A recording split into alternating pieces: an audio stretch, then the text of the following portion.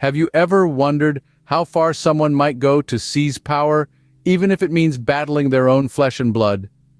In the heart of ancient Egypt, two formidable gods, Horus, the god of the sky, and Seth, the god of chaos and disorder, were entangled in such a power struggle. Their relationship was more than just rival gods. They were family, nephew, and uncle, to be precise. The throne they sought wasn't just a symbol of leadership, it was the very essence of divine authority over Egypt, a position that would grant the holder immense influence over the cosmos and the mortal realm. This was the prize that spurred the celestial feud between Horus and Seth. As we delve into this ancient tale, let's bear in mind that power can sometimes blind us to the bonds of family and the principles of justice. In the heart of ancient Egypt, a fierce battle raged between Horus and Seth. A battle that was much more than a mere family feud. This was a clash of godly proportions, a struggle for control over the divine realms and the people of Egypt itself. Our story begins with one god's vile treachery. Seth, the god of chaos and disorder, always had a burning ambition to rule. His brother Osiris was the king, but Seth's jealousy knew no bounds. In a shocking twist, Seth murdered Osiris and seized the throne, setting the stage for an epic power struggle. The battles that ensued between Horus, the son of Osiris, and Seth were nothing short of monumental. Each god was equally matched in strength and cunning, leading to a series of intense battles that shook the very fabric of the cosmos. They transformed into mighty beasts, tore across the skies, and clashed with such fury that it echoed through the ages. But as with any war, there were casualties. In a pivotal clash, Horus lost his left eye and Seth suffered a brutal injury to his testicles. These were not mere physical injuries. They symbolized something deeper. For Horus, the loss of his eye represented sacrifice and the willingness to give up a part of oneself for a greater cause.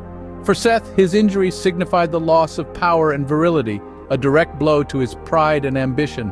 These losses marked a turning point in their struggle. It seemed as though the gods themselves were warning them of the heavy price they had to pay for their ambitions. But did they heed this warning? Did they pause and reflect on the path they had chosen? In this ruthless struggle for power, both gods paid a heavy price. But was it worth it? Who ultimately reigned supreme? The answers, my friends, lie in the heart of the ancient Egyptian myths, the echoes of which still resound in our world today. After years of relentless conflict, the other gods had to intervene, and their judgment would forever change the course of Egyptian mythology. Tired of the endless power struggle, they assembled to pass a verdict. A courtroom unlike any other, filled with divine entities, each bearing the weight of the decision on their ethereal shoulders. The choice was clear. The rightful heir to the throne was Horus, the falcon-headed god of the sky. In choosing him, the gods were not merely selecting a king, but they were reinstating Ma'at, the ancient Egyptian concept of truth, balance, order, and justice. Their decision was a message, a divine proclamation that order must always triumph over chaos, that justice would always outshine injustice.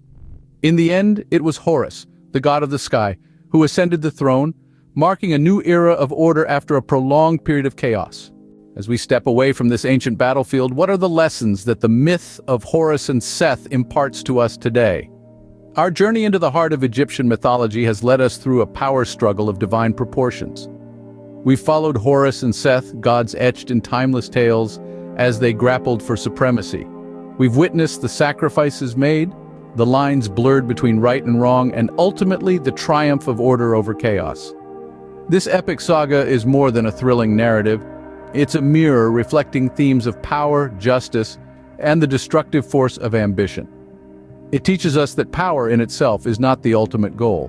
It's a tool, a responsibility to wield wisely. It reminds us that unchecked ambition can often lead to chaos, and justice, though sometimes delayed, inevitably prevails. As we close the chapter on this epic tale, remember, power is not the end, but a means to an end. And that end should always be the greater good.